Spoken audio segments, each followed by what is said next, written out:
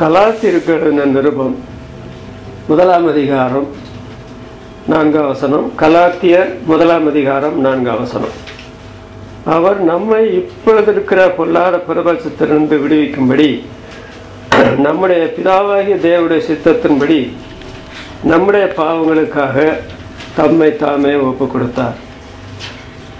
நம்முடைய ஆண்டவர் சிலுவை மரத்தில் மறுத்ததினால விசுவாசிகளாக மாற்றப்பட்ட தேவனுடைய பிள்ளைகளுக்கு கிடைத்திருக்கிற ஒரு அருமையான காரியத்தை குறித்து பவுல் அப்போஸ்தலன் இந்த வசனத்தில் சொல்லுகிறார். நமக்கு ஒரு பெரிய விடுதலை கிடைத்திருக்கிறது. எதில் இருந்து என்று கேட்டால் இப்பிரபஞ்சத்திலிருந்து விடுதலை கிடைத்திருக்கிறது. எதனுடைய அஸ்திபாரத்தில் என்று கேட்டால் நம்முடைய பாவங்களுக்காக தம்மை தாமே ஒப்பு கொடுத்தார். அதனுடைய அஸ்திபாரத்தில் அதற்கு பிதாவாகிய தேவனுடைய சித்தத்தை எதிர்பார்த்து அந்த சித்தம் அதுவாக இருந்ததுனால அதற்கு ஒப்பு கொடுத்ததுனால இன்றைக்கு விசுவாசிகளான தேவனுடைய பிள்ளைகள் எல்லாரும் எங்கே இருக்கிறார்களோ அவர்கள் எல்லாரும் மாபெரும் விடுதலையை அனுபவிக்கிறார்கள், அனுபவிக்க முடியும் என்றுதான் இந்த வசனத்தில் பவுல் அப்போஸ்தலன் சொல்கிறார். இந்த வசனத்திலிருந்து இந்த காலையில் உங்களோடு கூட சேர்ந்து இப்பிரபஞ்சமும் விசுவாசிகளும் என்ற தலைப்பில் பேசும்படி நான் விரும்புகிறேன். இப்பிரபஞ்சமும் விசுவாசிகளும். இந்த பிரபஞ்சம் என்று சொல்லுகிறது இந்த உலகத்துக்கு இன்னொரு வார்த்தை பைபிளில் பிரபஞ்சம் என்று சொல்லப்பட்டிருக்கிறது. இந்த பிரபஞ்சத்தை பற்றி பவுல் இங்கே சொல்லும் பொழுது பொல்லாத பிரபஞ்சம் என்று சொல்லுகிறார். அந்த பொல்லாப்பிலிருந்து நம்மை விடுவித்திருக்கிறார், அந்த பிரபஞ்சத்திலிருந்தும் விடுவித்திருக்கிறார். இந்த வசனத்தில் சொல்லப்பட்ட காரியத்தை பாருங்கள். நம்முடைய ஆண்டவர் சொல்லுகிறார். மத்தேயு எழுதின சுவிசேஷம் 7ஆம் அதிகாரம் 11ஆம் வசனம், 12ஆம் அதிகாரம் 34ஆம் வசனம், 39ஆம் வசனம், 45ஆம் வசனம், 16ஆம் அதிகாரம் 4ஆம் வசனம். இந்த இடங்களில் பார்த்தீர்கள் என்றால் அந்த மத்தேயு எழுதின சுவிசேஷத்தில் ஆண்டவர் தான் உண்டாக்கின அந்த உலகத்திற்கிற மனிதர்களை பற்றி நல்லவர்கள் என்று சொல்லுகிறதை விட்டுவிட்டு ஆண்டவர் அவர்களை பொல்லாதவர்கள் என்றும் பொல்லாத சந்ததி என்றும் சொல்லுகிறது. அவர்களை பற்றின உண்மையான காரியத்தை ஆண்டவர் சொன்னார். பவுல் அப்போஸ்தலன் அதை இங்கேயும் ஞாபகப்படுத்துகிறார். இப்பொல்லாத பிரபஞ்சம் விசுவாசிகளுக்கு மாத்திரம்தான் இந்த பிரபஞ்சம், இந்த உலகம் பொல்லாது என்று தெரியும். மற்றவர்கள் என்னவோ இந்த உலகம் நல்ல உலகம் என்கிறதை போல நினைக்கிறார்கள். ஆனால் ஆண்டவர் இந்த பொல்லாத பிரபஞ்சத்திலிருந்து விடுவிக்கிற அந்த காரியம் தற்செயலாக நடந்த ஒரு மரணம் அல்ல, அல்லது இரத்த சாட்சி மரணம் அல்ல. ஆண்டவருடைய மரணம் நம்முடைய பிதாவாகிய தேவனுடைய சித்தப்படி நம்முடைய பாவங்களுக்காக ஒப்பு கொடுத்தார். அப்ப விடுதலையற்ற காரியம் இந்த பொல்லாத பிரபஞ்சத்தை ஒட்டி கொள்ளுகிற காரியம் என்று சொல்லுகிறது. அது பாவமான காரியம். அப்ப ஆண்டவர் நமக்கு அவருடைய சிலுவை மரணத்தினால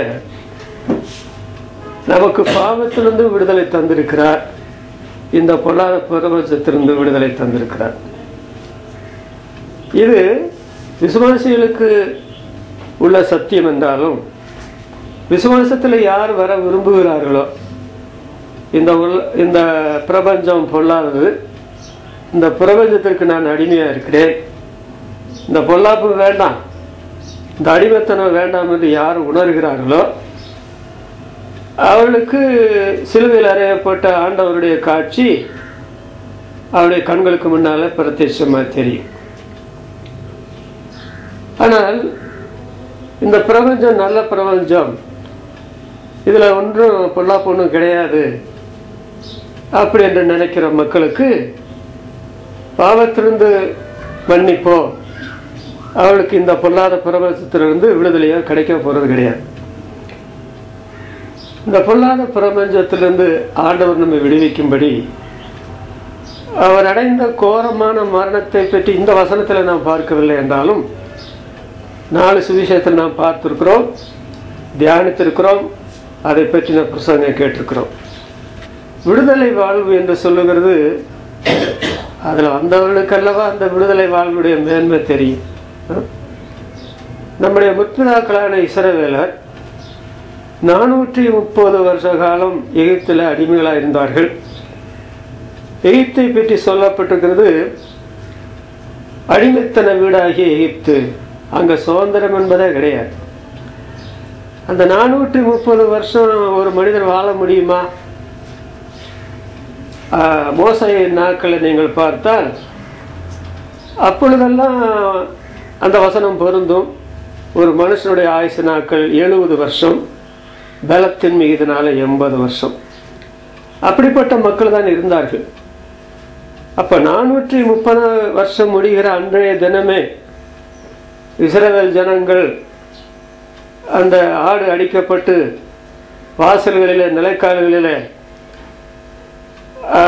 அந்த ரத்தம் பூசப்பட்டு அவள் விடுதலை அடைந்த காரியம் அடையாமல் எத்தனையோ லட்சமான ஜனங்கள் அதுக்கு முந்தைய மறுச்சு போனாங்க. ஆனால் 430வது வருஷத்துல இருந்த மக்கள் மாத்திரம்தான் அந்த விடுதலை வாழ்வுடைய சுவாசத்தை சுவாசித்து அதற்கு நன்றி கடனாக 3 நாள் வனாந்தரத்தில் வந்து பஸ்காவை ஆசரித்தார்கள். அது எப்பொழுதுமே முதல் காரியம் என்று சொல்வது அபாரமான காரியமாக இருக்கும். ஏறக்குறைய 6 லட்சம் புருஷர்கள் தான் சொல்லியிருக்குது, பெண்களும் பிள்ளைகளும் அதிகம். அந்த ஆராதனை விவரிக்க வார்த்தை தான் உண்டோ. அதில் இருந்து அவள் வனாந்தரத்தில் நடக்கிற எல்லா காலங்களிலும் 40 வருஷ காலம் அந்த விடுதலை வாழ்வை அவளை அனுபவித்தார்கள். அவளை யாரும் அடிமைப்படுத்த முடியவில்லை. ஒருவனும் அவளை அடக்க முடியாதபடி, அடிமைப்படுத்த முடியாதபடி அவளை சுதந்திராக நடக்க பண்ணினார். பாலந்தேனோடு ராஜ்யத்தில் வந்து சேர்ந்தார்களே, அப்பொழுது கூட எல்லாருக்கும் தங்களுடைய விடுதலை வாழ்வு தெரியும். வருஷத்துக்கு ஒரு முறை அவர்கள் இந்த பஸ்கா அடிக்கும் பொழுது அந்த விடுதலை வாழ்வை நினைவு கூறுவார்கள். அதை நினைவு கூற வேண்டும் என்று ஆண்டவர் அதை சொல்லியிருந்தார். தேவனுடைய பிள்ளைகளான நாம் நம்முடைய விடுதலை வாழ்வை எப்பொழுது எல்லாரும் கூடி நாம் அறிக்கை எடுக்கிறோம், அதை வெளிப்படுத்துகிறோம் என்றால், அருமரட்சகர் சிலுவையில் அடைந்த மரணத்தினாலே எங்களை விடுவித்தார் என்று சொல்லி வாரத்தின் முதல் நாளிலே அந்த காரியத்தை நாம் நினைவு கூறுகிறோம். அவர் இப்பொழுது இருக்கிற பொல்லாத பிரபஞ்சத்தின் என்று விடுவிக்கும்படி நம்முடைய பிதாவாகிய தேவனுடைய சித்தத்தின்படி நம்முடைய பாவங்களுக்கு தக்கதாக ஒப்பு கொடுத்தார். பிரபஞ்சத்திலிருந்து விடுவிக்கும்படி. நான் வேத வசனங்களை அதை பற்றி யோசித்து சிந்தித்த பொழுது 3 காரியத்தினாலே இந்த பிரபஞ்சம் நிரம்பி காணப்படுகிறது. ரட்சிக்கப்படாத எல்லா மனிதர்களும் இந்த பிரபஞ்சத்திற்குரிய 3 காரியத்தினால மிக மிக பாதிக்கப்பட்டிருக்கிறார்கள். ஏன், நான் விசுவாசத்தில் வர்றதற்கு முந்தி எல்லாருடைய அனுபவம் இதுதான்.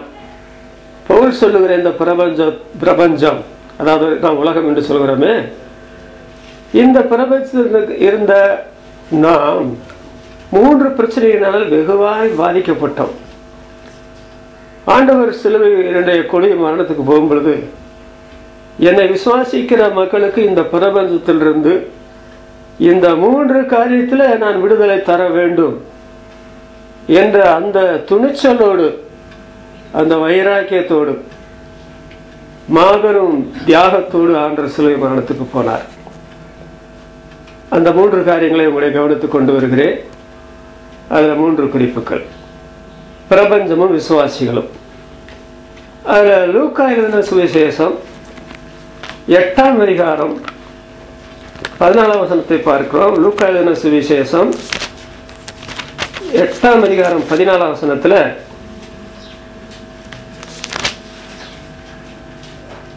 முள்ளுள்ள இடங்களில் விதைக்கப்பட்டவர்கள் வசனத்தை கேட்கிறவர்களாய் இருக்கிறார்கள். கேட்டவுடனே போய் பிரபஞ்சத்திற்குரிய கவலைகளினாலும் ஐஸ்வர்யத்தினாலும் சிற்றின்பங்களினாலும் நெருக்கப்பட்டு பலன் கொடாதிருக்கிறார்கள். இந்த வசனத்துல பாருங்கள், பிரபஞ்சத்திற்குரிய கவலை, அப்போ ஆண்டவர் இந்த பொல்லாத பிரபஞ்சத்திலிருந்து விடுவிக்கும்படி பிதாவாகிய தேவனுடைய சித்தத்தின்படி தன்னை ஒப்பு கொடுத்தார் என்று சொல்லும் பொழுது, இந்த பிரபஞ்சத்திற்குரிய கவலைகள் இருந்து ஆண்டவர் நமக்கு விடுதலை தரும்படிதான் ஆண்டவர் மரித்தார். அப்ப இயேசுவானுடைய சிலுவை மரத்தை அறிந்திருக்கிற ஒவ்வொரு தேவனுடைய பிள்ளையும், ஆண்டவர் எனக்கு என்றென்றைக்குமாக இந்த பிரபஞ்சத்திற்குரிய கவலைகளிலிருந்து விடுதலை தந்திருக்கிறார். விடுதலை இல்லாத சந்தர்ப்பங்களும் நம்முடைய வாழ்க்கையில உண்டு. நம்முடைய முற்பிதாக்களுக்கு அது இருந்தது, நமக்கும் அது இருந்தது. நாம் விசுவாசி ஆகிறதுக்கு முந்தி, நம்முடைய ஆண்டவருடைய சிலுவை மரணத்தை நம்முடையதென்று ஏற்றுக்கொள்வதற்கு முந்தி, இந்த பிரபஞ்சத்துக்குரிய கவலையின் நாளில் மிக மிக பாதிக்கப்பட்டிருந்தோம். ஆண்டவர் ஓமை சொல்லும் பொழுதுதான், விதைக்கிறனுடைய ஓமை பற்றி சொல்லும் பொழுது இந்த வார்த்தை சொல்கிறார். அதுல இந்த முள்ளுள்ள இடங்களிலே விதைக்கப்பட்ட அந்த விதையை பற்றி சொல்லும் போது அப்படி சொல்லுகிறார். நீங்கள் மார்க் எழுதின சுவிசேஷத்தில் பார்த்தால் முள் வளர்ந்ததுன்னு தான் சொல்லியிருக்க தவிர பயிர் வளரவில்லை. பயிருடைய வளர்ச்சியை தடுத்து அது பழங்கூடாதபடி செய்து போயிற்று என்று சொல்லப்பட்டது. அப்ப கவலை யாருடைய வாழ்க்கையில இருக்கிறதோ அவருடைய வாழ்க்கையில தேவனுடைய வசனத்தை கேட்கலாம். ஆனால் அந்த வசனம் அவருடைய இருதயத்துக்குள்ள போய் பலம் கொடாதபடி அது தடுத்து போடுகிறது. இன்னொரு வகையில் சொல்ல போனால் அவர்களை விசுவாசி இல்லாதபடி தடுத்து விடுகிறது. விசுவாசத்தில் வந்த தேவனுடைய பிள்ளைகள் கவலை உடையவர்களாக இருந்தால் அவருடைய ஆவிக்குரிய வாழ்க்கையில கொஞ்சமும் வளர விடாதபடி அவர்களை தடுத்து போடுகிறது. இதனால நம்முடைய ஆண்டவர் சிலுவை மரணத்துக்கு போகும் பொழுது, என்னை விசுவாசிக்கிற மக்களுக்கு நான் நிரந்தரமான விடுதலை தருவேன். எதில் இருந்தென்றால் இப்பிரபஞ்சத்திற்குரிய கவலைகளிலிருந்து விடுதலை தருவேன். விசுவாசிகளான தேவ ஜனங்கள் நம்முடைய வாழ்க்கையில இந்த பிரபஞ்சத்துல நான் குடியிருக்கிற பொழுது, இது பொல்லாத பிரபஞ்சமானாலும், ஏற்கனவே நாம் கவலைக்கு அடிமைகளாக இருந்தாலும், நம்மை நினைத்து நம்முடைய அடிமைத்தனத்தை நினைத்து ஆண்டவர் சிலுவையில மரித்ததுனால என்றைக்குமாக அந்த கவலை பிரச்சனையிலிருந்து நமக்கு விடுதலை தந்திருக்கிறார். ஆனால் இன்றைக்கு உலக மக்கள் நம்மை போன்ற மக்களாய் இருக்கிறார்கள். நம்மளை விட பல நிலைமையில உயர்ந்தவர்களாய் சிறந்தவர்களாய் இருக்கலாம். ஆனால் கவலைப்படாதவர்கள் உலகத்தில் யாராவது உண்டு என்று கேட்டால் நம்ம சொல்ல வேண்டாம், உலக மக்களே சொல்லுவாங்க, கவலைப்படாதவர்கள் உலகத்தில் யாருமே இல்லை. ஒருவேளை ஒரு நாளிலே அவர்கள் கவலைக்கு தப்பலாம், ஆனால் இன்னொரு நாளைக்கு கவலைக்கு தப்ப மாட்டார்கள். பலவிதமான கவலைகள் அவர்களை வாட்டி வதைக்கிறது என்று உலக மனுஷர்கள் சொல்லுகிறார்கள். அதை தங்களுடைய அனுபவம் என்று கூட சொல்லுவார்கள். பைபிளில் மனிதர்கள் எதை குறித்து கவலைப்படுகிறார்கள் என்ற ஜாபிதாவை பைபிளில் வருகிறது. மற்ற மத புஸ்தகங்கள் அது இல்லை என்றுதான் நான் நினைக்கிறேன். அதாவது தட்டுமுட்டுகளை குறித்த கவலை, காணாமற் போன கழுதையை குறித்த கவலை, தொலைந்து போன மனிதரை குறித்த கவலை, எண்ணத்தை உண்போம் எண்ணத்தை குடிப்போம் என்ற கவலை, எதிரிகள் மத்தியில நிற்கும் பொழுது எண்ணத்தை பேசுவோம் என்ற கவலை, நாளைக்காக கவலை, இப்படி பலவிதமான கவலைகளில மனிதர்கள் வாடுகிறார்கள். அவர்களை அடிமைப்படுத்தி இருக்கிறது என்று தெரிந்த பொழுது அந்த மனித குலத்தை உண்டாக்கின தெய்வம் ஆண்டவர் இயேசு தேவனுடைய சித்தப்படியே இந்த உலகத்தில் வந்து மரிக்கவில்லை என்றால் இந்த கவலையிலிருந்து நாம் எப்படி விடுதலை அடைகிறது? இந்த பொல்லாத பிரபஞ்சம் நம்மளை கவலைக்குள் ஆக்கி இருக்கிறதை, ஆண்களையும் பெண்களையும் பெரியவர்களையும் சின்னவர்களையும். இதற்கு நிரந்தரமான விடுதலை வேண்டும். அதற்காக பிதாவாகிய தேவனுடைய சித்தத்துப்படி நமக்காக மரித்தார். இந்த கவலையுடைய பாதிப்பை நாம் அறிந்திருக்கிறதை போல உலக மக்கள் அறிந்தால் சீக்கிரமாக விசுவாசிகள் ஆவார்கள். ஆனால் அவர்களை அறியாத நிலைமையில நாம் வசனத்தை அவர்களுக்கு போதிக்கவில்லையா என்று கேட்க வேண்டும். கவலையினுடைய பாதிப்பு, அவருடைய தீமைகளை பற்றி பைபிள் சொல்வதை பாருங்கள். இதற்கு முந்தி நான் ஒரு குறிப்பு மாத்திரம் சொல்லியிருப்பேன் என்று நினைக்கிறேன். இப்போது கொஞ்சம் கூட கூடுதலான குறிப்புகள் உண்டு. அது என்னவென்றால், நீதிமொழிகள் 12ஆம் அதிகாரம் 25ஆம் வசனத்துல மனுஷனுடைய இருதயத்தில் உள்ள கவலை அதை ஒடுக்கும் என்று எழுதப்பட்டிருக்கிறது. ஒருவனுக்கு இருதயம் ஒடுங்கினால் அவன் மூச்சு விடுறத கஷ்டப்படணும். இருதயம் ஒடுக்கம் ஆகவே ஆகாது. கவலை இருக்கிறவனுக்கு அந்த இருதயம் ஒடுக்கப்படும். லூக்கா எழுதின சுவிசேஷம் 10ஆம் அதிகாரம் 40ஆம் வசனத்தில் பார்க்கும் பொழுது, மார்த்தாளே மார்த்தாளே, நீ அநேக காரியங்களை குறித்து கவலைப்பட்டு கலங்குகிறாய். கவலை யாருக்கு இருக்கிறதோ அவளை கலங்க பண்ணும், அவளை கலங்கடிக்கும். ஒன்று இருதயத்தை அதை உடுக்கும், இரண்டாவது அவளை கலங்க வைக்கும், கலங்கடிக்கும். கடன்பட்டார் நெஞ்சம் போல் கலங்கினான் இலங்கை வேந்தன் என்று சொல்கிறபடி, யாருடைய வாழ்க்கையில கவலை இருக்கிறதோ அவருடைய கலக்கத்தை யாரும் நீக்க முடியாது. கவலை அதனுடைய தீமை, அதனுடைய பாதிப்பு மனிதனை போட்டு வாட்டுகிறது. அதோட லூக்கா எழுதின சுவிசேஷம் 21ஆம் அதிகாரம் 34ஆம் வசனத்தை நீங்கள் பார்த்தால், உங்கள் இருதயம் லௌகிக கவலைகளினாலே பாரமடையாதபடிக்கு என்று ஆண்டவர் சொன்னதை நாம் பார்க்கிறோம். அப்போ கவலை இருதயத்துல பாரத்தை ஏற்றி வைக்கும். மற்ற இடங்களில் பாரம் வந்தால் அது அவ்வளவு பாதிக்கப்படும் என்று சொல்ல முடியாது.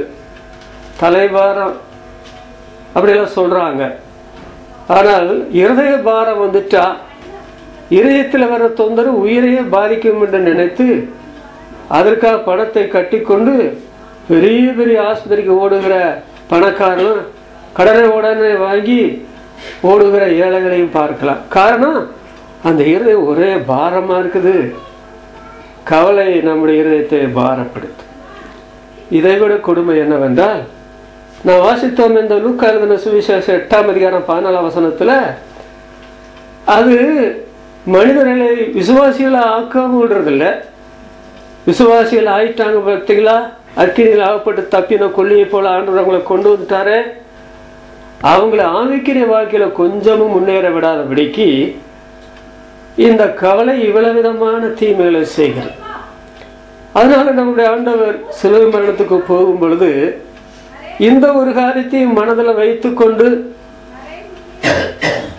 அந்த மனிதர்கள் படித்தின பாடுகளை ஏற்றுக்கொண்டு, அவர்கள் துப்பினது, அவரை அடித்தது, சவுக்கினால் அடித்தது, 16 அடி நீளமுள்ள குறுக்கு நெருக்கமான கரடுமுரடான சிலுவை சுமந்து கொண்டு பரிகாசங்கள் மத்தியில ஆண்டவர் சிலுவை மரணத்துக்கு போன போது, என்னை நம்புகிற மக்கள் விடுதலை வாழ்வை அறியாதிருக்கிறார்கள், பொல்லாத பிரபஞ்சத்துக்கு அடிமைகளாக இருக்கிறார்கள், இந்த பிரபஞ்சத்திற்குரிய கவலைகளினால அவர்கள் ஒடுக்கப்படுகிறார்கள், அவர்கள் கலங்கடிக்கப்படுகிறார்கள், அவருடைய இருதயம் பாரமடைகிறது, வசனம் கேட்கிறார்கள், அவருடைய உள்ளத்துக்குள்ளே போவதில்லை.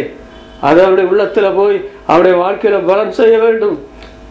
அவருடைய ஆவிக்கிற வாழ்க்கை அவர்களுக்கு பூரண, அதாவது ஜீவன் உண்டாயிருக்க மாத்திரமல்ல, பரிபூர்ணப்பட வந்தேன் என்று சொல்ற காரியம் நடக்க வேண்டும் என்ற அந்த பாரத்தோடு நம்முடைய அருமை ரட்சகர் தாங்கொன்னா பாடுகளை சகித்து கொண்டு சுமக்க முடியாத சிலுவை சுமந்து கொண்டு ஆண்டவர் இங்கே போனாரே. அதனால நீங்கள் கவலை என்ற காரியத்தை விட்டு விட்டால் தான் நீங்கள் விசுவாசியாய் மாற முடியும். அதற்காக அருமை ரட்சகர் இயேசு சிலுவையில மரித்தார். சிலுவையில மரித்த ஆண்டவரை நம்பாத எவனுக்கும் கவலையிலிருந்து விடுதலை கிடைக்கும் என்று வேதம் சொல்லவே கிடையாது. விசுவாசிகளான தேவஜனங்களே, நீங்கள் அவருடைய சிலுவை மரணத்தை ஏற்றுக்கொண்டு அவருடைய பிள்ளைகள், அவரை நாங்கள் நினைக்கிறோம், அவரை ஆராதிக்கிறோம் என்று சொல்லுகிறீர்களே, உங்களுடைய வாழ்க்கையில கவலை இல்லையா?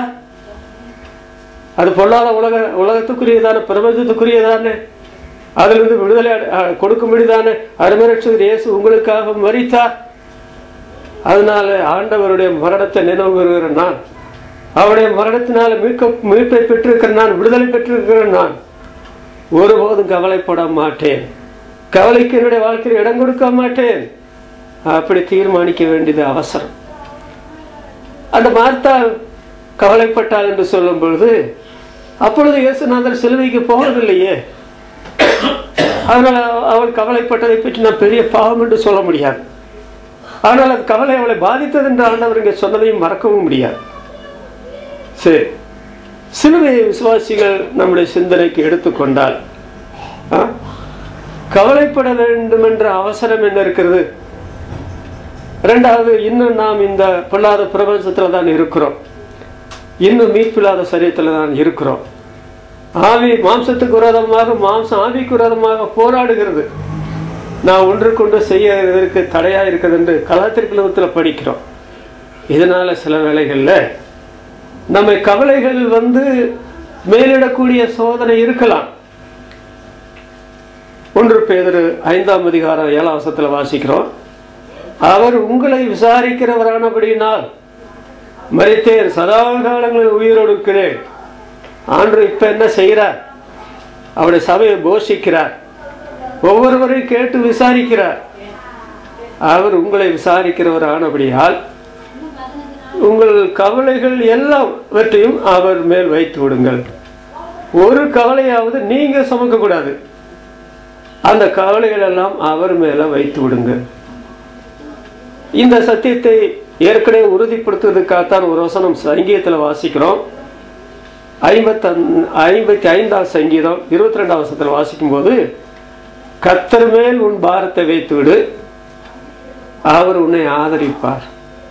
நம்முடைய ஆண்டவர் நம்மை ஆதரிக்கிற தெய்வம், அவர் உன்னை ஆதரிப்பார்.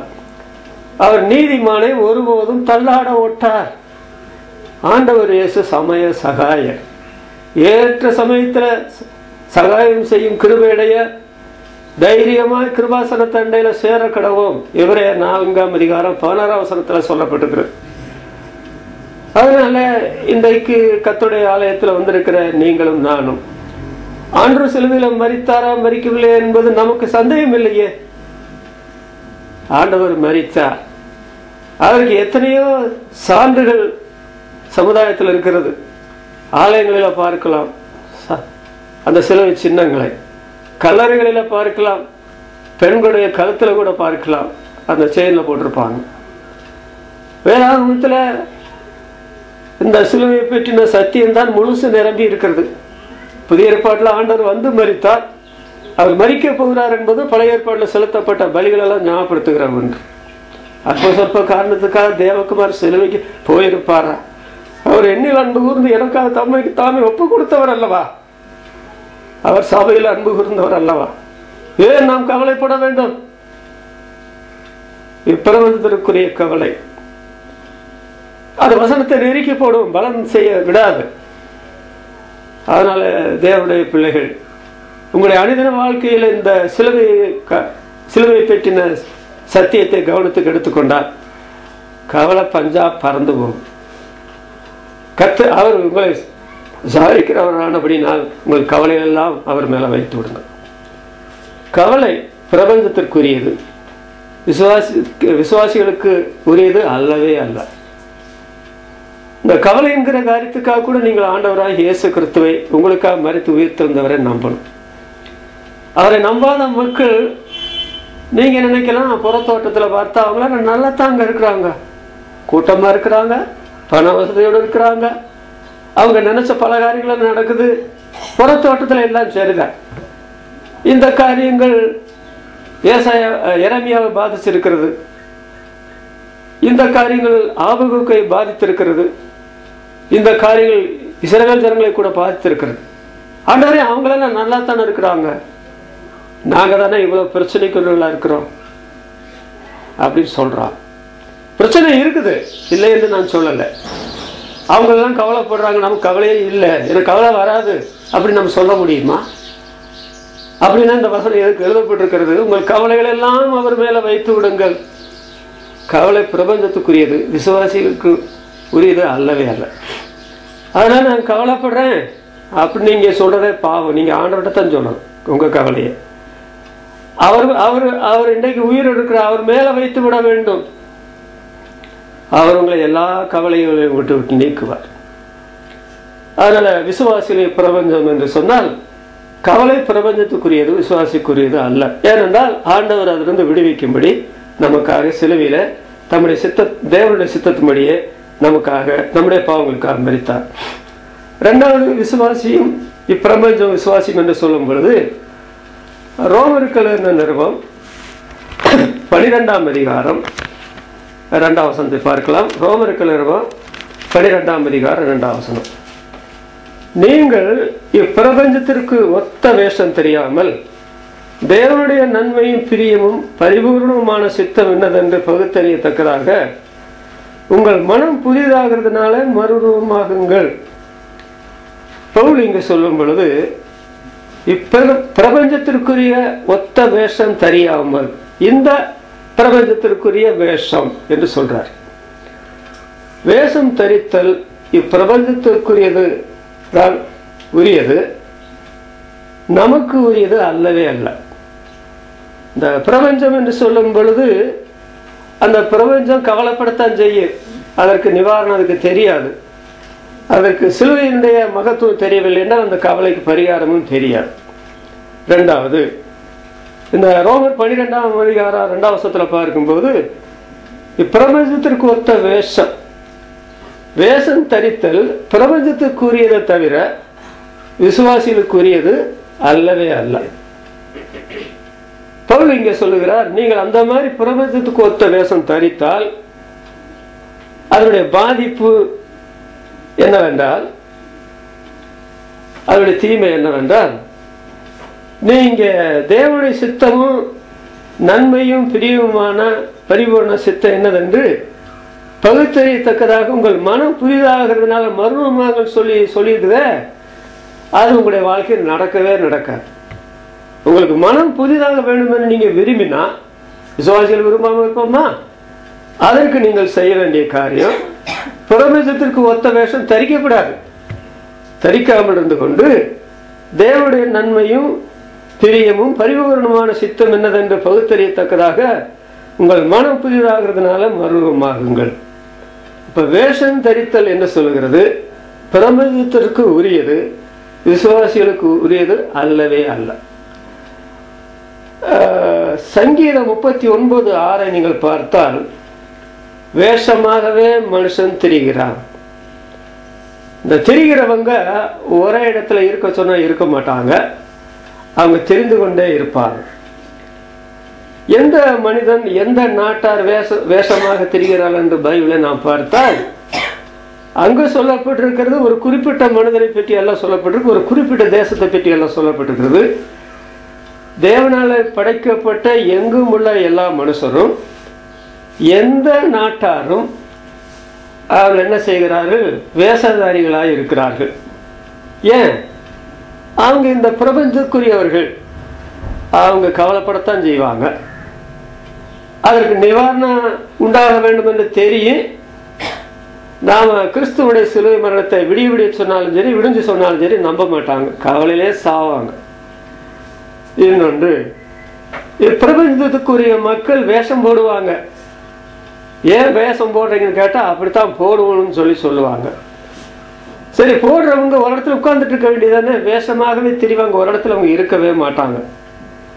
இது எங்கும் உள்ள எல்லா மனிதரும் எல்லா நாட்டாருடைய நிலைமை இதுதாங்க.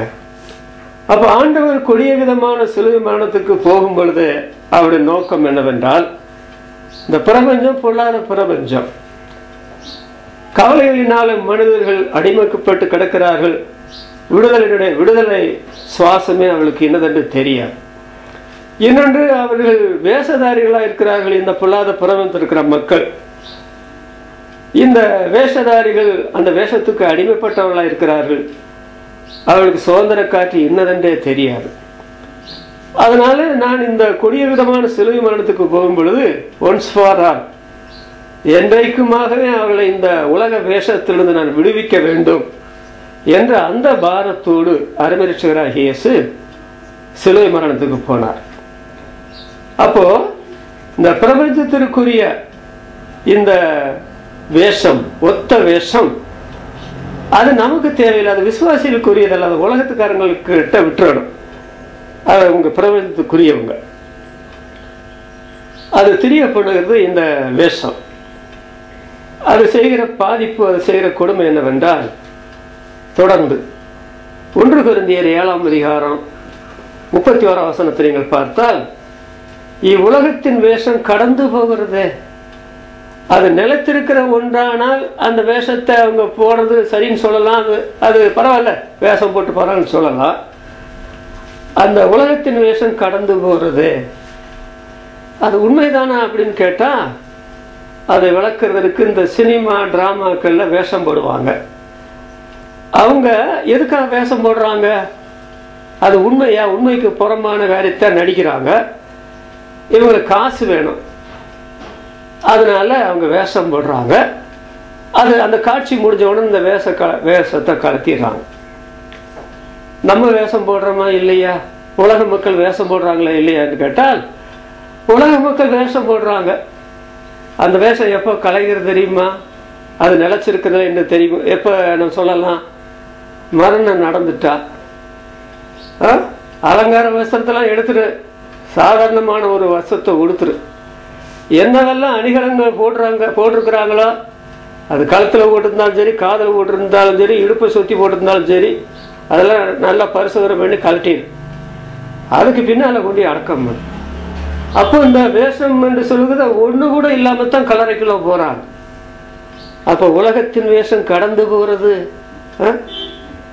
வேஷமாகவே மனுஷன் திரிகிறார் என்றால் உலகத்துக்காரன் ஒத்துக்கிறவானா? என்ன நீங்க எங்களை அப்படி பேசுறீங்க? இந்த உலகத்தின் வேஷம் கடந்து போகும் அப்படின்னு சொன்னா கடந்து போகாதா? யார் சொன்னது? நிலைச்சிருக்குங்க. அந்த மாதிரி வம்பு தும்பு பேசுற ஆட்களை நான் பார்க்க முடியும். ஆனால் வேஷமாக மனுஷன் தெரிஞ்சுக்கிட்டு தான் இருக்கிறான், அவனால இருக்க முடியல. அந்த வேஷம் அவனை விட்டு அவன் விரும்பினாலும் சரி, விரும்ப போனாலும் சரி, அதை அவனை விட்டு கடந்து போகத்தான் செய்கிறது. அதோடு கலாத்தியர்கள் நிறுவனம் 6ஆம் அதிகாரம் 12ஆம் வசனத்தை பார்த்தால், கலாத்தியர் 6:12 மாம்சத்தின்படி நல்வேஷமாய் காணப்பட விரும்புகிற யாவரும் என்று கலாத்திய விசுவாசிகளை பற்றித்தான் பவுல் எழுதுகிறார். அவங்க தவறான உபதேசத்தை நம்புறவங்க கிட்ட இழுக்கப்பட்டு போயிட்டாங்க. அங்க போன போது ஏற்கனவே உள்ளவங்க மாம்சத்தின்படி நல்வேஷமா இருக்கிறாங்க, இவங்களும் அவங்களோட சேர்ந்து வேஷம் போட போயிட்டாங்க. அவங்க மாம்சத்தின்படி இதுதான் நல்வேஷம், அது ஆவிக்கிரியபடின்னு சொல்ல முடியாது. மாம்சத்தை பற்றி ஆண்டவர் 2 முறை சொன்னதாக நாம் பைபிளில் பார்க்கிறோம். ஒரு முறை கெசமேனே தோட்டத்தில் இருக்கும்போது ரத்த வேர்வை நிலத்தில் விழா ஜெபிக்கிறாரு. அந்த சமயத்தில் ஆண்டவர் மாம்சத்தை பற்றி சொல்லும் பொழுது மாம்சம் பலவீனமானது அப்படின்னு சொல்றார். அதுல ஒரு பலமும் கிடையாது. அப்புறம் யோவான் எழுதின சுவிசேஷம் 6ஆம் அதிகாரம் 63ஆம் வசனத்தை நீங்கள் பார்த்தால், மாம்சமானது ஒன்றுக்குமே உதவாது அப்படின்னு சொல்றார். பவுல் அப்போஸ்தலன் சொல்லும் போது, என் மாம்சத்துல ஒரு நன்மை வாசமா இருக்கிறதில்லை என்று நான் அறிந்திருக்கிறேன். இந்த கலாத்திய விசுவாசிகள் அந்த தவறான உபதேசத்துக்கு போன போது சொல்றாரு பவுல் அப்போஸ்தலன், உங்கள் மாம்சத்தை குறித்து நீங்கள் மேனு பாராட்டும்படிக்கு அவர்கள் இந்த நியாயப்பிரமாணத்தை கை கொள்ள வேண்டும் என்று உங்களை பற்றி சொல்றாங்கன்னு சொல்றார். மாம்சம் என்பது மனுஷத்தன்மை. அது மறுபிறப்பை நம்முடைய வாழ்க்கையில உண்டாக்காது, விசுவாசத்தை உண்டாக்காது. ஆவிக்குரிய காரியத்துக்கும் அந்த மாம்சத்துக்கும் ஒரு தொடர்பும் கிடையாது. இங்கேயும் பவுல் என்ன சொல்றாரு, மாம்சத்தின்படி நல்வேஷமாய் காணப்படுகிறவர்கள் அவரை பற்றி தான் சொல்லும் போது அவர் சிலுவைக்கு பாருங்க 2 சொல்றார். இந்த வேஷத்தை பற்றி நாம் நம்புகிற நம்முடைய தேவன் என்ன அதில் எப்படி ஈடுபடுகிறார் என்று சொல்லப்பட்டிருக்கிறது நீங்கள் பார்த்தால், சங்கீதம் 73:20 நாம் பார்க்கலாம். சங்கீதம் 73:20 ஆண்டவரே, நீர் விழிக்கும் போது அவர்கள் வேஷத்தை இகழுவீர். வேஷம் பொல்லாத பிரபஞ்சத்துக்குரியது. அதற்கு தேவனுடைய பிள்ளைகள் ஒத்த வேஷம் தரிக்க வேண்டியதில்லை. ஏனென்றால் மனம் புதிதாகிறதுனால மறுரூபமாகிறதை தடுத்து போடுகிற ஒன்று. அதனால அந்த வேஷம் நமக்கு வேண்டாம் என்று சொல்வதற்கு இன்னொரு காரணம், ஆண்டவர் அந்த வேஷம் போடுவதை இகழுகிறார். அதுலயும் அந்த வசனத்துல என்ன பாருங்க, நீர் விழிக்கும் போதுன்னா ஆண்டவர் தூங்குறாரா? நம்ம தாங்க தூங்குறோம், ஆண்டவர் தூங்குவாரா? சரீரத்தில் இருக்கும்போது தூங்கினார், இப்பொழுது தூங்குறது இல்லை. ஆண்டவரே, நீர் விழிக்கும் போது அவர் வேஷத்தை இகழுகிறேன்னு சொன்னா இவங்க போடுற வேஷத்தை பார்க்கவே ஆண்டவர் விரும்பல. இது என்ன அழகா அலங்கோலமாக்கி அருவருப்பாக்கி, இது பிரபஞ்சத்துக்குரிய கவலை, இது பிரபஞ்சத்துக்குரிய இது வேஷம் அப்படின்னு சொல்லி ஆண்டவர் இகழுகிறார். இகழுகிற காரியம் இன்றைக்கு மனிதனுக்கு ரொம்ப முக்கியமா தெரிகிறது. கவலைகள் எல்லாம் படத்தான் செய்ய முடியுங்க. உலகத்துல நம்ம வாழ்க்கை கவலைப்படாம இருக்க முடியுமா அப்படின்னு பேசுற ஆட்களையும் கூட நான் பார்த்துருக்கிறோம். அப்புறம் உலகத்தில் இருக்கிற வரைக்கும் 4 பேரை போல நல்லா இருக்கணும், வேஷமெல்லாம் போடணும், அது என்ன தப்பு இருக்குது அப்படின்னு சொல்றாங்க. ஏன் தப்பு இல்லை? அதை தெரிய பண்ணுது. அந்த வேஷம் கடந்து போகுது, அந்த வேஷம் மாம்சத்துக்குரிய அந்த ஆயிற்று, அந்த வேஷத்தை இந்த அகிலாண்டத்தை படைத்த தேவன் தான் ஏழுகிறாரு, அதை விட்டுற வேண்டியதானே. ஆனால் இன்றைக்கு அதை விடாமல் வேஷதாரிகளாக ஆண்களும் பெண்களும் உலகமெல்லாம் தெரிகிறத, ரோட்ல தெரிகிறத, கல்லூரிகளில் தெரிகிறத, வேலை செய்கிற ஸ்தலங்களில் தெரிகிறத, ஒழுங்கான நிலைமையில உடுத்தாம அலங்கோலமா உடுத்தி கொண்டு தெரிகிறத இப்படிலாம் நான் பார்க்கிறோம் இல்லையா? அது உலகத்துக்கு ஒத்த வேஷம், இப்பிரபஞ்சத்திற்கு ஒத்த வேஷம். ஆண்டவர் இந்த பொல்லாத பிரபஞ்சத்திலிருந்து நம்மை விடுவிக்கும்படி நம்முடைய பிதாவாகிய தேவனுடைய சித்தத்தின்படி நம்முடைய பாவங்களுக்காக சிலுவையில் ஒப்பு கொடுத்தார். கவலைப்பட்டால் மறுபடியும் அவரை சிலுவை கொண்டு வரணும் தான் அர்த்தம். ஒத்த வேஷம் தடுத்தா மறுபடியும் அருவ ரட்சகரை சிலுவை கொண்டு வரணும் தான் அர்த்தம். மறுபடியும் அடிமைப்பட விரும்புகிறன்னு தான் அர்த்தம். பொல்லாத பிரபஞ்சத்தை நல்ல பிரபஞ்சம் என்று சொல்லுறதுதான் அர்த்தம். விசுவாசிகளான தேவ ஜனங்கள் சிலுவை காட்சியை நம்முடைய சிந்தனைக்கு எடுத்துக்கொண்டார். ரோமர்கள் நிருபம் 13ஆம் அதிகாரம் 14ஆம் வசனத்தை வாசிக்கும் போது, துரு இச்சைகளுக்கு இடமாக உடலை பேணாதிருந்து கர்த்தராகிய இயேசு கிறிஸ்துவை தரித்துக் கொள்ளுங்கள் என்று பவுல் சொல்கிறார். துரு இச்சைகளுக்கு உடலை பேணாமல் இருந்து, நமக்கு உடல் இருக்கிறது, நாம் உடுத்தணும், சில காரியங்களை போடணும், சரிதானா?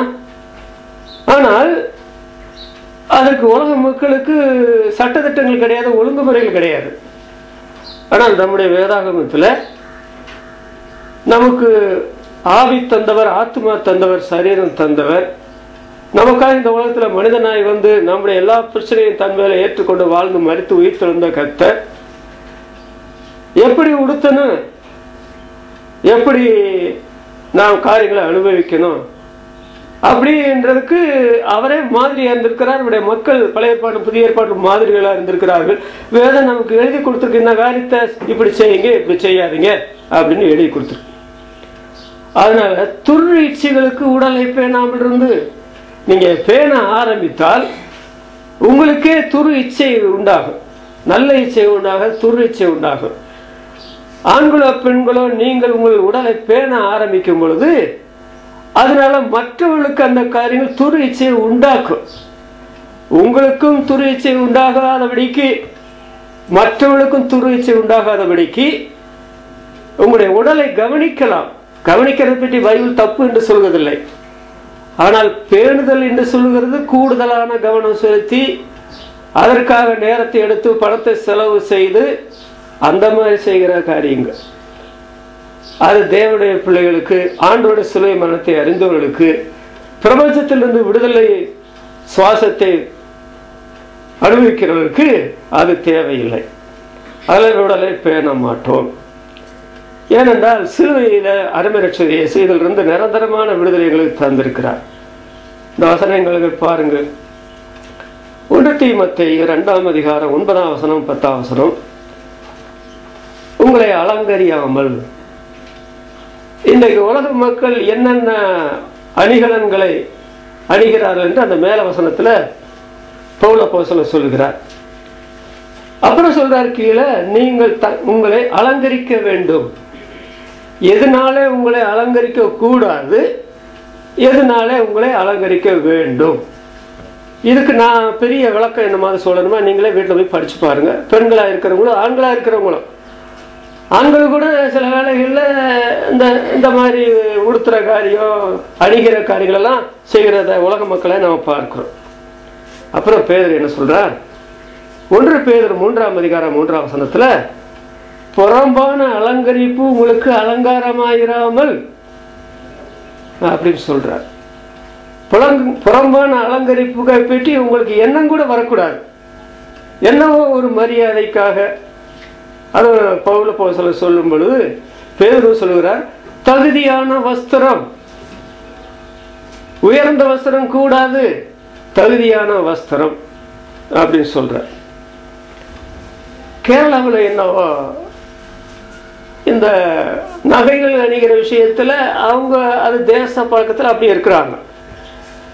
ஆனால் உயர்ந்த வஸ்திரத்தை பார்த்தா அந்த வஸ்திரம் வாங்குற வேலைக்கு 4 பெண்களுக்கு வஸ்திரம் வாங்கி கொடுத்துடலாம். விசுவாசிகள் சபையிலே செய்யறாங்க. அப்புறம் தமிழ்நாட்டில் சபைகளை நீங்கள் பார்த்தால் பல இடங்கள்ல சில இடங்கள்ல அதிகமாக காணப்படுதுன்னு சொல்றாங்க. அங்க இருக்கிற ஊழியர்களோ அங்க இருக்கிற மூப்பர்களோ அந்த அணிகலங்கள் அணிகிற காரியத்துல பெண்களை கண்ட்ரோல் பண்ண முடியல. அவங்க எக்கச்சக்கமா போட்டுக்கிட்டு வந்து சபையில உலக மக்களை போல உட்கார்ந்துருக்கிறாங்க. பூவும் அப்புறம் நிறைய நகைகள் போட்டு உட்கார்ந்துருக்கிறாங்க. அது உலகத்தில் நடக்கலாம், அது தவிர்க்க முடியாது. ஆனால் விசுவாசிகளாக கூடுகிற சபைகளில்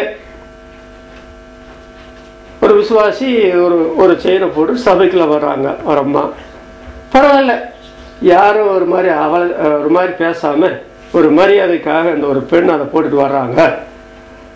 சரி, என்ன கையை பார்த்தா இதை மொட்டைக்கையா இருக்குன்ற மாதிரி ஏதோ ஒரு ஒரு ஒரு வலையில போட்டு வர்றாங்க. அது அப்புறம் விட்டுலாம். மற்றபடி உள்ள காரியங்கள் விசுவாசி ஆகும்போது ஒரே ஒரு செயின் கழுத்துல தொங்குது. விசுவாசி ஆகி சபைக்குள்ள வர்றாங்க, 2 கழுத்துல செயின் தொங்குன்னு சொன்னா இது என்ன எனக்கு விளங்கல. நீங்க விசுவாசியா அவிசுவாசியா? உங்களை பார்த்து மற்றவங்க இடறி போவாங்க. தேவனுடைய திருச்சபை கொடுக்கிற இடங்கள்ல அதாவது எல்லாத்துக்கும் ஒரு அளவு இருக்குது. அளவுக்கு மிஞ்சின அமரும் நஞ்சுன்னு சொல்லி இருக்குதே. சில வேலைகள்ல இந்த திருமண காரியங்களுக்கெல்லாம் போனா திருடர்கள் இந்த பெண்களுடைய கழுத்தை தான் பார்த்துட்டு உட்காந்துருப்பானுங்க. இவ்வளவு இந்த பெண் இந்த நகை போட்டிருக்கிறாள், கழுத்தை எடுத்துட்டு போயிடலாமா, கையை வெட்டிட்டு நகை எடுத்துட்டு போயிடலாமா? எத்தனை சம்பவங்கள் உலகத்துல அப்படி நடக்குது. மகாத்மா காந்திஜி அவர் கிறிஸ்தவரா இல்லைங்க, ஆனால் அவர் அந்த நகை அணிதலை பற்றி அது தவறுன்றே பேசுறார் கூட்டங்கள்ல. அப்போ இந்த விஷயத்துல நாம் எப்படி நடந்து கொள்கிற நம்முடைய எண்ணம் என்ன? பணம் இல்லாத காலத்துல இதை பற்றி நம்ம யோசித்திருக்க முடியுமா? இன்றைக்கு எத்தனையோ பேர் தேவனுடைய திருச்சபையில் வரவங்க சாதாரண வஸ்திரம் இல்லாம, சாதாரண நகை இல்லாம, சாதாரண செருப்பு இல்லாம, சாதாரண பொருள் இல்லாம சபைக்கு வந்து உட்கார்ந்துட்டு இருக்கிறாங்க. நான் சொன்னேன், நீங்க உழைச்சு உண்டாக்குற பணம் தான் இல்லைன்னு நான் சொல்லலை. கர்த்தர் உங்களுக்கு கொடுத்தாரு, உங்களுக்கு ஞானம் கொடுத்தார், சுகம் கொடுத்தார், எல்லாம் கொடுத்தார். செலவு செய்ய எத்தனையோ நல்ல காரியங்கள் இருக்குது. அதனால இந்த நகையே போடக்கூடாது என்ற காரியத்துக்கு நான் அதை சப்போர்ட் பண்ண மாட்டேன். அது தமிழகத்தை பொறுத்த மட்டும் அந்த மாதிரி ஏன்னா மூலிக்கழுத்தா என்னமோ ஒரு மாதிரி பிறந்த குலத்தோட இருக்குன்னு சொல்ற அந்த அவ சொல்ல தேவையில்லை. ஆனால் அலங்காரம் என்ன சொல்றது? இங்க சொல்றாரு, அதாவது பவுல் இங்க சொல்லும்போது என்ன சொல்றாரு பாத்தீங்களா? ரோமர் 12:2. அப்புறம் நம்ம வாசிக்கும் ரோமர் 13:14 துர்வீச்சலுக்கு இடமாக உடலை பேணாதல் இருந்து பேண வேண்டாம். நல்லா தான் நீங்க இருக்கிறீங்க. நான் அப்படி சொல்லுவேன், விசுவாசிகளான தேவனுடைய பிள்ளைகள் ஆண்களோ பெண்களோ நீங்க மற்றவங்களோட ஒப்பிட்டு பார்த்தா நீங்க ரொம்பவே நல்லா இருக்கிறீங்க, ரொம்பவே நல்லா இருக்கிறீங்க. பணத்தையும் பொருளையும் பார்த்து நம்மளை ஒன்றும் மதிக்கின்ற அவசரம் கிடையாது. அப்படி மதிக்கிற வேண்டாம். உலகத்து பெண்களையும் உலகத்தான்களையும் மதிச்சுட்டு போறான். ஆனா தேவனுடைய பிள்ளைகள் நாம் என்னது இந்த பிரபஞ்சத்திற்கு ஒத்த வேஷம் தெரியாமல் எந்த காரணத்துக்கு கூட இந்த பிரபஞ்சத்துக்குரியவர்கள் உலகத்துக்குரியவர்கள் தேவனுடைய பிள்ளைகள் சொல்லவே கூடாது. சரி, 3வது பிரபஞ்சமும் விசுவாசிகளும் என்று சொல்லும்போது 2 தீமோத்தேயு 4:10. 2 தீமோத்தேயு 4:10 ஏனென்றால் தேமா இப்பிரபஞ்சத்தின் மேல் ஆசை வைத்து என்னை விட்டு பிரிந்து தெசலோனிக்கே பட்டணத்துக்கு போய்விட்டான். இங்கே பிரபஞ்சத்தின் மேல் ஆசை அப்படி சொன்னா இந்த பிரபஞ்சம் என்று சொல்லுகிறது ஆசை உள்ள ஒரு பிரபஞ்சமா இருக்கிறது. இதுல வாழுகிற மக்கள் ஆண்களும் பெண்களும் ஆசை உள்ள மக்களாய் இருக்கிறார்கள்.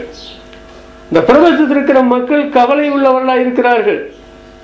இந்த கவலை எவ்வளவு பெரிய பாதிப்பு உண்டாக்கி இருக்கிறது போன காலங்களில்.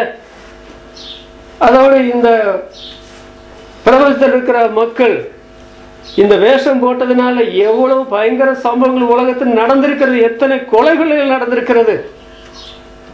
இந்த வேஷம் போட்டதனுடைய பிரச்சனையினால எத்தனை பணங்கள் விரயமடிக்கப்பட்டிருக்கிறது. விசுவாசிகளான தேவ ஜனங்கள் இந்த பிரபஞ்சத்துக்கு உரியவர்களால் அதிலிருந்து ஆண்டு நமக்கு விடுதலை தந்திருக்கிறார். அதோடு இந்த பிரபஞ்சத்தில் இருக்கிற இந்த பிரபஞ்சத்தில் இருக்கிற மக்கள் ஆசை உள்ளவர்களாக இருக்கிறார்கள். இந்த பிரபஞ்சம் தான் ஆசை காட்டும் பிரபஞ்சமா இருக்கிறது. அதுல தேவனுடைய பிள்ளைகள் கூட விழுந்து போகிறார்கள் என்று சொன்னால் அப்பொழுது முழு வேதாகம் வரவில்லை. அதனால விழுந்திருக்கலாம் அந்த பிரபஞ்சத்துடைய ஆசையினால. ஆனால் முழு வேதாகம் வந்து விட்டது. அருமரட்சகருடைய சிலுவை மரணத்தை ஒவ்வொரு வாரமும் நினைவு கூறுகிறோம். அப்படி என்று சொல்லும் போது இந்த பிரபஞ்சத்திற்குரிய ஆசை நமக்கு எதற்கு? இந்த ஆசை என்ற வார்த்தை இங்கே தேமாவை பற்றி வருகிறது. 1 ராஜாக்கள் 11ஆம் அதிகாரம் 1ஆம் வசனத்தை நீங்கள் பார்த்தால் அங்கு சொல்லப்படுகிற காரியம், அந்நிய ஸ்திரீகள் மேல் ஆசை வைத்து, அநேகம் அந்நிய ஸ்திரீகள் மேல் ஆசை வைத்து அவளோட ஐக்கியமாயிருந்தான். அப்போ அந்த பழைய ஏற்பாட்டுக்குரியால் அப்பொழுது ஆண்டவர் மறிக்கவில்லை. இந்த இங்கே பவுல் சொல்றாரு தேமா, அப்ப முழு வேதாகம் வரவில்லை. அதாவது இவன் எல்லா சமயத்திலும் பவுலோட சேர்ந்து ஊழித்து போனான்னு கூட சொல்ல முடியாது. அதனால இவனுடைய பின்மாற்ற வாழ்க்கையினால பிரபஞ்சத்து மேல ஆசை வச்சு போனது ஒரே பக்கத்தான் போனான், ஒண்ணுமே நடக்கல. இந்த பிரபஞ்சம் என்று சொல்லுகிறது அது, அதாவது ஆசை என்று சொல்லுகிறது அது இந்த பிரபஞ்சத்துக்கு உரியது, விசுவாசிகளுக்கு உரியது அல்லவே அல்ல. அதை நாம் அறிந்திருக்க வேண்டும். அது பிரபஞ்சத்தின் மக்கள் ஆசைப்பட்டார்கள் என்றால் அந்த ஆசையினுடைய விளைவை அவங்க அறுப்பாங்க. இந்த பிரபஞ்சத்தின் மக்கள் கவலைப்பட்டார்கள் என்றால் அந்த கவலையுடைய பாதிப்பை அறுப்பாங்க. இந்த பிரபஞ்சத்தின் மக்கள் வேஷம் போட்டார்கள் என்றால் அந்த வேஷத்தினுடைய விளைவை அறுப்பாங்க. விசுவாசிகளான தேவ ஜனங்களோ ஆண்டவர் சிலுவையில மரித்த பிற்பாடு அந்த கவலையுடைய பாதிப்பு நமக்கு எதுக்கு பாதிப்பா இருக்கணும்? அதோட அந்த வேஷம் போடுற காரியம் அது நமக்கு எதுக்கு பாதிப்பா இருக்கணும்?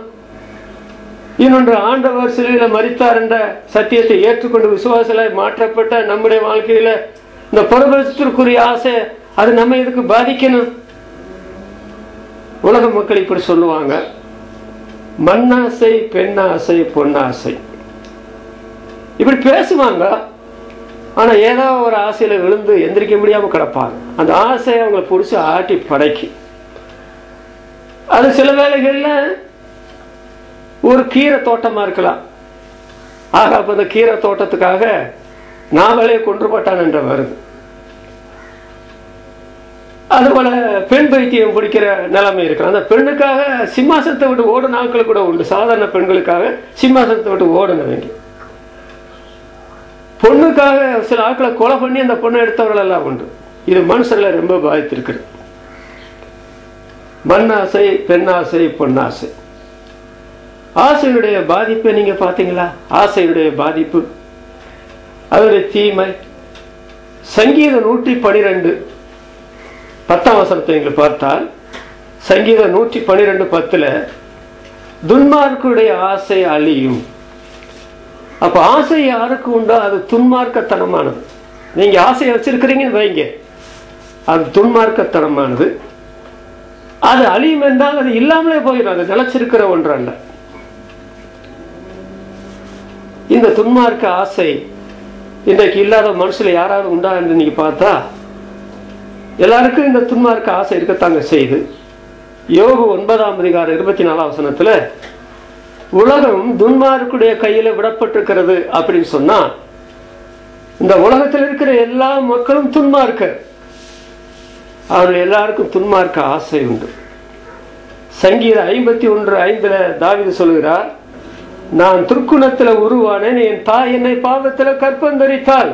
அப்படி சொன்னா துர்க்குணம் என்று சொல்லும் போது துன்மார்க்கம். அப்ப எல்லா ஆட்களும் இந்த ஆசையினால பெரிய நிலைமையில பாதிக்கப்படுகிறார்கள். அதோடு அதனுடைய தீமையும் அதனுடைய பாதிப்பு என்ன தெரியுமா? கலாத்தியர்கள் நிருபம் 5ஆம் அதிகாரம் 24ஆம் வசனத்தை வாசிக்கும் போது, மாம்சத்தையும் அதன் ஆசை இச்சைகளையும் என்று வருகிறது. மாம்சம், அதன் ஆசை இச்சை. அப்ப மாம்சத்தினுடைய விளைவு என்னவென்றால் அது ஆசை இச்சை சொல்லப்படுது. விசுவாசிகளான தேவனுடைய பிள்ளைகள் தான் மாம்சத்துக்குரிய காரியத்திலிருந்து நாம் விடுதலை அடைந்து இப்பொழுது ஆவிக்குரியவர்களாய் மாறி ஆவிக்குரிய காரியங்களை கொடுக்கிறோமே. அப்படி இருக்க இந்த மாம்ச சம்பந்தப்பட்ட இந்த ஆசை நமக்கு எதுக்கு? இந்த மாம்சத்தை பற்றி யாக்கோபு எழுதும் பொழுது அது ஜென்ம சுபாவத்துக்குரியது,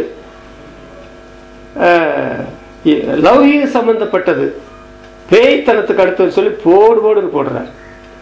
அப்ப யாருடைய வாழ்க்கையில இந்த ஆசை இருக்கிறதோ அது இச்சையும் சேர்த்துக்கிட்டு வரும், அது அழியும். அது மாம்ச சம்பந்தப்பட்டது. அதுல ஒரு நன்மையும் இல்லை, அது பலவீனமானது, அதுல ஒரு நன்மையும் இல்லை. அத எதுக்கு அந்த ஆசையை வச்சிட்டு இருக்கணும்? அப்புறம் அந்த ஆசையை பற்றி தொடர்ந்தால் பிரசங்கியின் புஸ்தகம் 6ஆம் அதிகாரம் 9ஆம் வசனத்தை வாசிக்கும் போது, ஆசையானது அலைந்து தேடுகிறதை பார்க்கிலும் கண் கண்டதே நலம் என்று சாலமோன் ராஜா சொல்றார். ஆசையானது அலைந்து தேடுது. அப்படி தேடுதே, அது கிடைக்குதா? இல்லையே. கண் கண்டதே நலம் சொல்றார். இந்த ஆசை என்று சொல்லுகிறதை விளக்குறதற்கு காணல் நீர் என்று சொல்லலாம். நீங்க ரோட்ல நடந்து போனா வெயில் அடிக்கும் போது ரோடெல்லாம் தண்ணீர் மாதிரி இருக்கும். ஒரு வனாந்தரத்தில் நீங்க பிரயாணம் பண்ணா வெயில் அடிக்கும்போது வனாந்தரம் முழுசும் தண்ணீர் தடாகம் மாதிரி தெரியும். ஆனா உண்மையில் அது தண்ணீர் தடாகம் இல்லை, நீங்க போய் அள்ளி குடிக்க முடியாது. அது காணல் நீர். இந்த ஆசை உள்ளவருடைய வாழ்க்கையில எல்லாம் அதாங்க, அது ஒரு காணல் நீர். அதனாலதான் சாலமோன் சொல்றார், ஆசையானது அலைந்து தேடுகிறதை பார்க்கிலும். அதோடு இதனுடைய பெரிய கொடுமை என்ன தெரியுமா? பிரசங்கியின் புஸ்தகம் 2ஆம் அதிகாரம் 20ஆம் வசனத்துல, எல்லா பிரயாசத்தின் மேல் உள்ள ஆசையை விட்டுவிட வகை பார்த்தேன். விட்டுவிட முடியுமா? ஒன்றை பிடிக்கிறது லேசு, ஆனால் அதை விட்டு விடுவது கஷ்டம். கவலைப்படுவது லேசு, படுகிறதை விட்டு விடுவது லேசல்ல. உலகத்துக்கு ஒத்த வேஷம் தெரியுது லேசு, அதை விட்டு விடுவது லேசான ஒரு காரியம் அல்ல. அதுபோல ஒன்றில் ஆசைப்படுவது சாதாரண காரியம் அல்ல, லேசு. ஆனால் அதை விட்டு விடுவது லேசல்ல. 1000 பேர் மேல ஆசை வச்சானே சாலமோன் ராஜா, 1000 பேர் அவங்க மேல விழுந்தா மூச்சு முட்டியா செத்து போவேன். அதான உண்மை.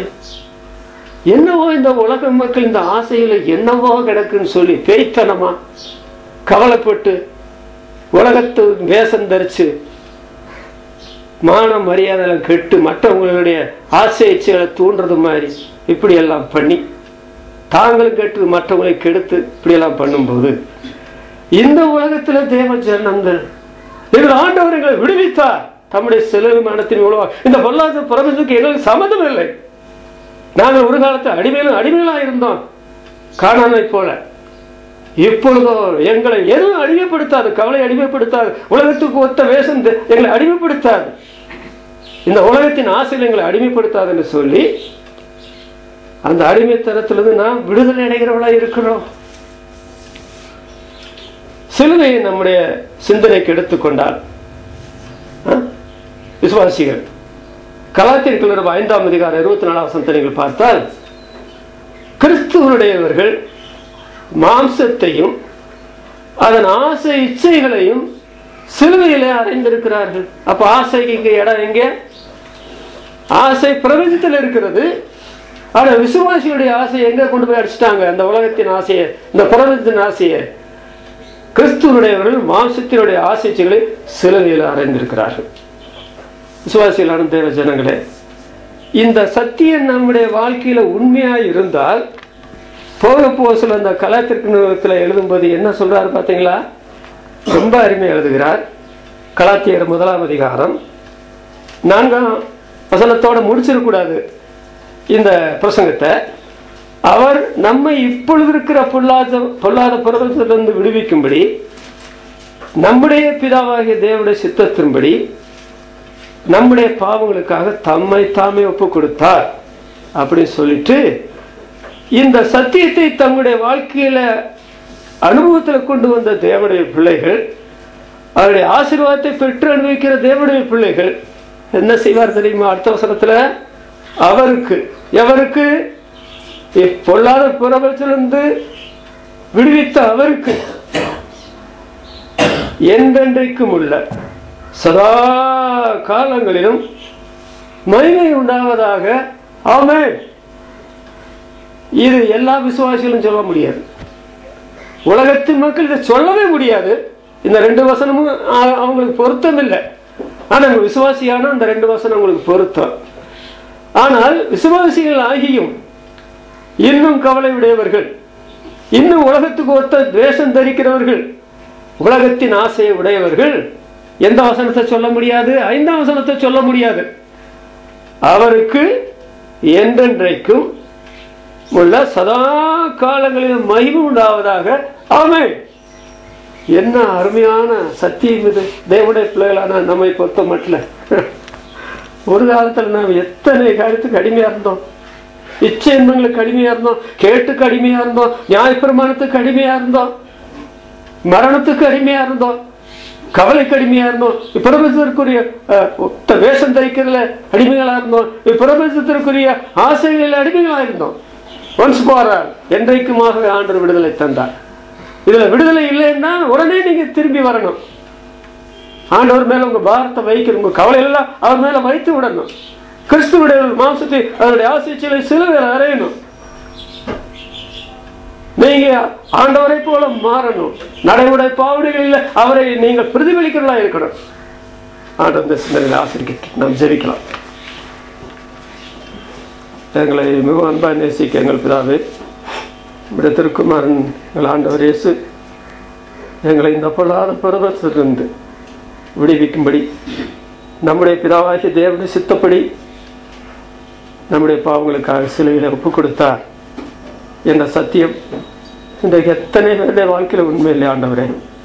சபை கூட்டங்களுக்கு வருகிறவருடைய வாழ்க்கையில கூட அது உண்மை இல்லாமல் இருக்கிறது. எங்களுக்கு ஆச்சரியத்திலும் ஆச்சரியமா இருக்கிறது. ஆனால் விசுவாசிகளான தேவ ஜனங்களான எங்களை பொறுத்தமட்டில் இது உண்மை. நீர் எங்களை இந்த கவலையின் அடிமைத்தனத்திலிருந்து, உலகத்தின் ஒத்த வேஷத்திலிருந்து, உலகத்தின் ஆசைகளிலிருந்து ஆண்டவரை நீர் என்றைக்குமாக எங்களை விடுதலை செய்திருக்கிறீர். அதனால வல்லமையும் கனமும் மகிமையும் உமக்கே என்று சொல்லி ஆமே என்று சொல்லி நாங்கள் போற்றி பாட வேண்டியவர்கள். இந்த அனுபவத்துக்குள்ள வரவில்லை என்றால் ஆண்டவரே அவர்கள் சீக்கிரமாக இந்த அனுபவத்துக்குள்ள வரலாம். இஸ்ரவேல் ஜனங்கள் தங்களுடைய அடிமைத்தனத்திலிருந்து விடுதலை அடைய அவர்கள் ஒன்றும் செய்யவில்லை. ஆண்டவர் அல்லவா எல்லாம் செய்தார். பஸ்காத்தை அடிக்கை செய்து அந்த ரத்தம் பூசப்பட்டது பிற்பாடு அல்லவா விடுதலை ஏற்பட்டது. அதுபோல எங்கள் அருமை ரட்சகர் சிலுவையில் அடைந்த மரணம் இல்லை என்றால் நாங்கள் இந்த பாவத்திலிருந்து எப்படி விடுதலை அடைவோம்? ஆண்டவர் மரித்தார் என்பதை பற்றி எங்களுக்கு சந்தேகம் இல்லையே. அவர் மரித்தது உண்மை என்றால் இந்த பொல்லாத பிரபஞ்சத்தை பற்றி நாங்கள் அறிந்து இந்த பொல்லாத பிரபஞ்சம் செய்கிற காரியங்களை நாங்கள் செய்யாமல் இதிலிருந்து விலகி இருக்க ஆண்டவரை நாங்கள் உங்களுக்கு மகிமை செலுத்த இந்த வேத வசனங்கள், இந்த வேத வாக்கியங்களுக்கு எங்களுக்கு உதவியா இருக்கிறதுக்காக நாங்கள் உங்களுக்கு நன்றி செலுத்துகிறோம். விடுதலை வாழ்வு பெற்றுக்கொண்ட நாங்கள் இந்த விடுதலையின் சந்தோஷத்தை பார்த்து மற்றவர்கள் இந்த விடுதலை அனுபவத்துக்குள்ள வந்து சேர அப்பா நீர் எங்களை சாட்சிகளாய் பயன்படுத்த வேண்டும் என்று ஜெபிக்கிறோம். இந்த விடுதலை வாழ்வு இல்லையே என்று பரிசுத்த ஆவியானவராலே இன்றைக்கு உணர்த்தப்பட்டார். இன்றைக்கு ரட்சணியானார், இன்றைக்கு அனுகிரகாலம் என்று வேதம் சொல்கிறனால கர்த்தாவே எனக்காக சிலுவையில மரிக்கும் பொழுதே என்னுடைய கவலையை நீர் சுமந்து கொண்டு என்னுடைய உலகத்தின் வேஷங்கள் என்னிடத்திலிருந்து இல்லாதிருக்கும்படி, உலகத்தின் ஆசைகள் என்னிடத்துல வந்து சேராதபடி எனக்காக இந்த பாவங்கள் எல்லாம் என்னை அடிமைப்படுத்திக் கொண்டிருக்கும் பொழுது இதற்காக மரித்தீரேன், உண்மை ஏற்றுக்கொள்கிறேன் என்று சொல்லி நான் பாவிதான் ஆண்டவரே நீர் எனக்காக மரித்தீர் என்று உண்மை ஏற்றுக்கொண்டார்.